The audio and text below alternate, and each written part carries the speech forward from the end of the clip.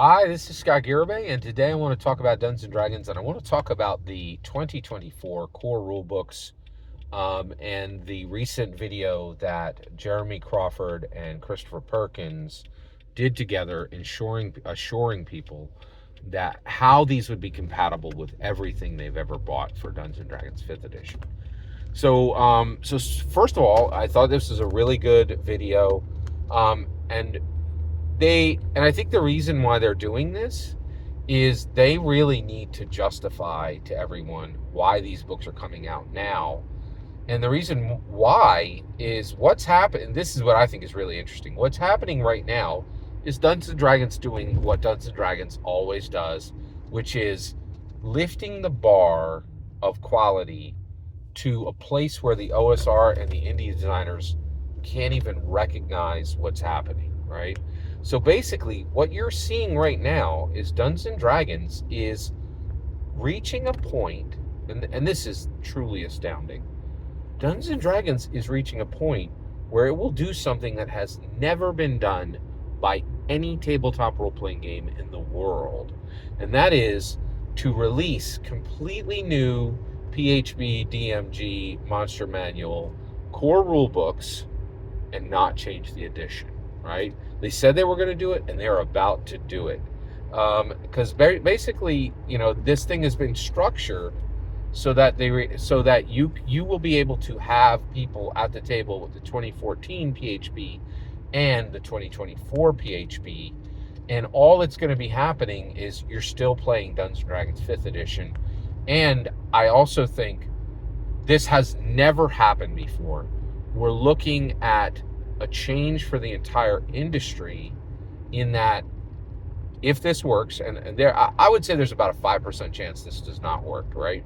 And the reason why is, hey, I pay attention, right? Like I saw what happened with Spelljammer, right? Like they had to reprint particular pages, right? Like there are things that happen on products that no one expects, right? So there's about a 5% chance this will go south. 95% chance what you're looking at is the ability for a tabletop role-playing game for any tabletop role-playing game to look at it and say, okay, we can bring out brand new core rule books, but we don't need to change the edition. And that is extremely important. That is extremely important because it's never been done, right? And basically before it was a cash grab, right?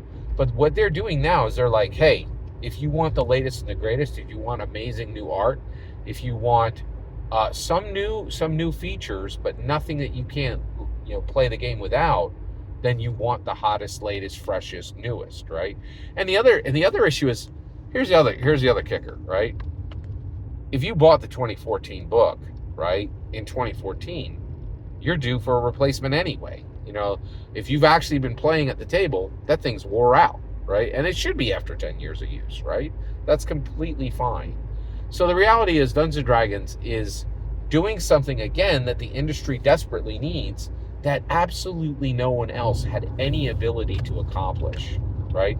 And that's a big deal. It's a really big deal that Dungeons & Dragons is, again, going to define quality, define what can be done, define the new path that every other OSR and every indie company will follow, right? And I'm extremely happy about it. My only complaint is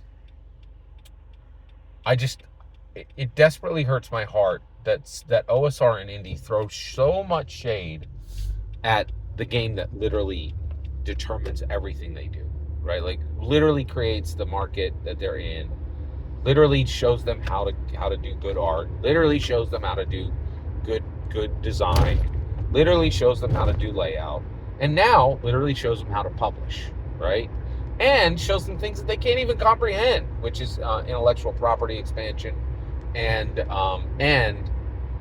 material mixing, right? Like Lego, Funko Pop, D&D Canon hardback, collectible card games. Like there's just no other OSR or indie, is doing anything like this. And so this is another space where what you're about to see is a first in the industry. It will be a massive, multi-million dollar I would expect probably $100 to $250 million to be made with these new core rule books, minimum, maybe $500 million, right? Over maybe next year alone, right? With everything that's been happening, right? It's possible. It's quite possible, right?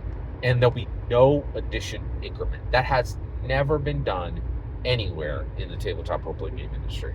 It's going to be a huge first, and I am very, very excited about it and really celebrating this upcoming change. Every single word of that is my humble opinion. What's important is when I get to hear your humble opinion. When you get in the comments and send your traffic, please consider liking and subscribing, and have a wonderful millennium.